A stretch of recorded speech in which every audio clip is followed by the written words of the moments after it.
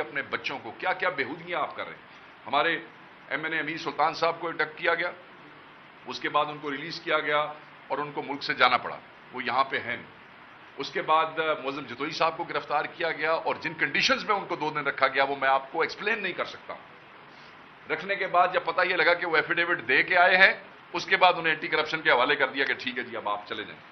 میاں غوث ہمارے ایک ایم این اے ہے بالپور سے، ان پہ زندگی میں شریف ترین آدمی ہے، زندگی پہ کوئی ایف آئی آر نہیں ہوا، ان پہ anti corruption F I R دے دیا. میرے پہ جیسے عمر بھائی نے کہا، مجھ پہ، میرے بھائیوں پہ، میری والدہ پہ 10 سال پرانی کوئی زمین ہے. اس وقت کے پٹواری اور تحصیلدار بھی آلموسٹ ریٹائر ہو گئے ہیں.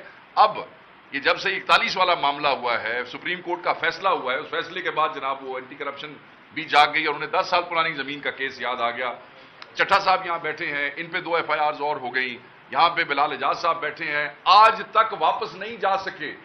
9 مئی سے لے کے آج تک واپس اپنے حلقے میں نہیں جا سکے. حاجی امتیاز صاحب آپ دیکھیں، وہاں پہ گجرانوالہ میں ان کو کھانا دینے کی اجازت نہیں ہے، ملاقات کی اجازت نہیں ہے. وہ کیا ہے؟ کوئی را کے ایجنٹ ہے، وہ کوئی ملک دشمن آدمی ہے. آپ نے ایک جھوٹا بوگس پرچہ ابیوز آف اتھارٹی کا اور یوز آف فنڈز کا آپ نے بنا دیا، جو آپ کو بھی 41 کے بعد یاد آیا ہے. ہمارے مستی خیل صاحب کے اوپر ایف آئی آرز ہیں، وہ روپوش ہونے پہ مجبور ہو گئے ہیں. جمشید دستی کے گھر میں کیا ہوا وہ آپ کے سامنے ہے. ہم اس بات پہ حیران ہیں کہ لوگ اسلام آباد سے اپنی جو ریسپیکٹڈ کورٹس ہیں، اپنے ان ضلعوں